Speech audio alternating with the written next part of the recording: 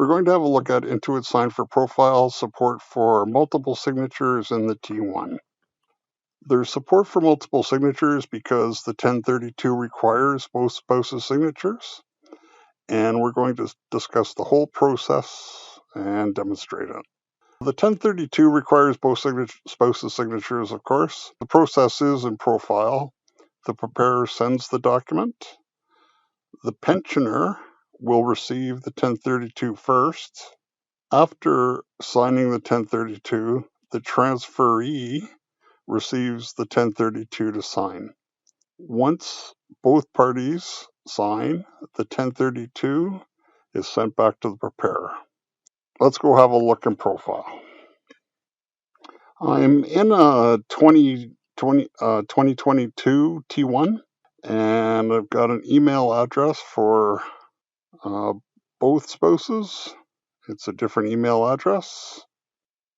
I've completed the return, done the pension splitting, and I want to send this off to get it signed by both spouses. So I'll go to File, e-signature, collect signatures. There's a note up here, you can't include the 1032 in a request with multiple documents. So you can only send 5 multiple documents per envelope or per transmission. But if I select the 1032, which is what I want here, I can't select anything else. That's what I want to send. Click next, and it'll build up some information here. And you can view or delete the request, but I'm going to click next. The request e-signature has the information, who it's going to be sent to, and this is actual information, so I blurred it out. Intuit is very careful about transmitting personal information, so we protect it very carefully, and I can't show it here. But taxpayer 1 is the pensioner, and the email they're going to send it to is here, as well as the phone number. Blurred out, of course. Since there's a taxpayer 2 here, because we're getting both spouses to sign, it says to scroll down, but you have to tab down, and you can see the information for the spouse there. There's this, it'll insert the client name, and there's this to review the document. But if you're okay with that, we can send off this package to get both signatures. I click next, and I'm just going to sign it right away. So I'm going to uncheck all of these, reminders and expiry, and then I'll click next. This is a summary screen. I blocked out this information because, again, it's personal information, and we're not allowed to demonstrate anything with personal information because of our security controls. So we look after personal information very carefully at Intuit. But I'll click next.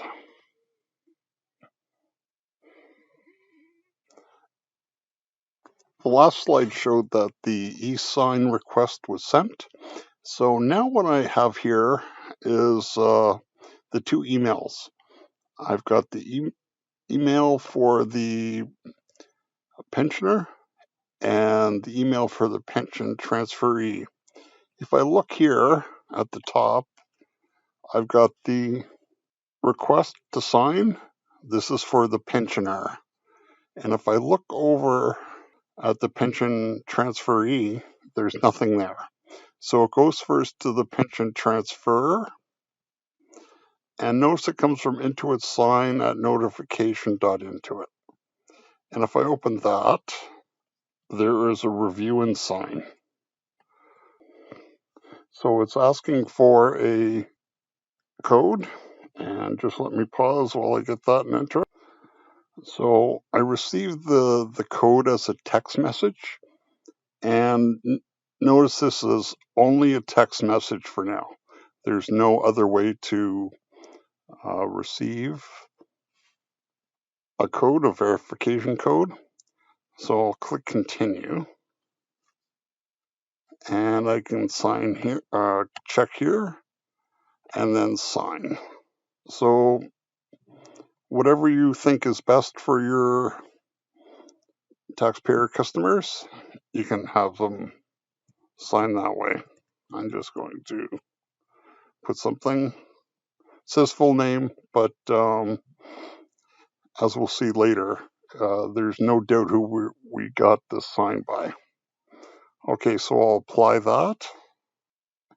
Click send. And let's watch the other email one after I send. I can just close this browser now. And there we go. I got the email for the transferee. Same thing, it's Intuit sign at notification. And then I can open that.